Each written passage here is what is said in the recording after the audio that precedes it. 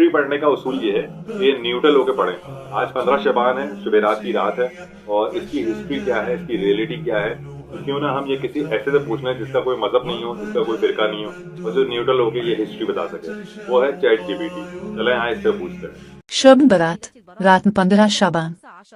ये रात इस्लामी कमरी कैलेंडर के माह शाबान के 14 से 15 की दरमियानी शब है, यानी शब बरात। इसे अरबी में कहते हैं, जिसका मतलब है मुआफी और बख्शिश की रात। दुनिया के बहुत से मुस्लिम ममालिक, खास तौर पर जनूबी एशिया यानी पाकिस्तान, भारत, बांग्लादेश वगैरह में इसे खास मजहबी रात समझा जाता है। आम अक़ीदा ये है कि अल्लाह इस रात अपने बंदों की मग़फ़िरत फरमाता है। लोग अपने गुनाहों की मुआफ़ी मांगते हैं, अपने मरहूम रिश्तेदारों की बख्शिश के लिए दुआएं करते हैं, कुरान तिलावत करते हैं।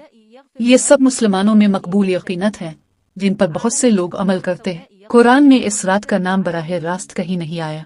बाज़ लोग सूरत दुखान की आयत 2-3 को इससे जोड़ देते हैं, मगर उलमा के दरमियान इख्तिलाफ है कि ये आयत शब क़द्र से मुतालिक है, न कि शब बरात से। क्या रसूल के ज़माने में ये रात होती थी?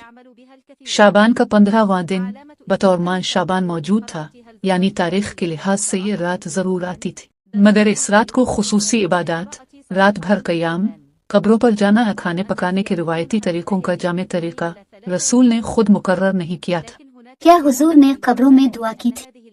एक रिवायत में हजरत आयशा रज़ी अल्लाह अन्हा ने बयान किया कि एक रात हुजूर जन्नत अल-बकी कब्रिस्तान में मौजूद थे और बारगान इलाही की तरफ निगाह अलिफाटे हुए थे। इसकी बना पर कुछ लोग इस रात कब्रों पर जाने और दुआएं करने की रवायत बनाते हैं, लेकिन इस रवायत की कबूलियत और इससे मुताल्लिक आम मजहबी हुक्म पर भी उलमा में इख्तिलाफ रहा है। शब बरात के लिए दुआ व इबादत का रिवाज बहुत कदीम है और मुसलमानों में सदियों से फैला हुआ है, खास तौर पर ईरान, जनूबी एशिया और वस्ती एशिया में। ये कोई एक खास शख्स ने शुरू नहीं किया, बल्कि मुसलमान उलमा, सूफी रवायात और अवामी रिवाज ने वक्त के साथ इसे आम बनाया। कब्रों पर जाना, हकीकत और नजरिया।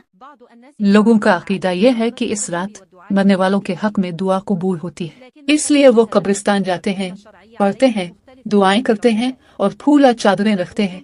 उलमा के दरमियान बहस है। कुछ उलमा उसे अच्छी समझते हैं कि कब्रिस्तान में बैठकर मर्दों की मग़फ़िरत के लिए दुआ करें।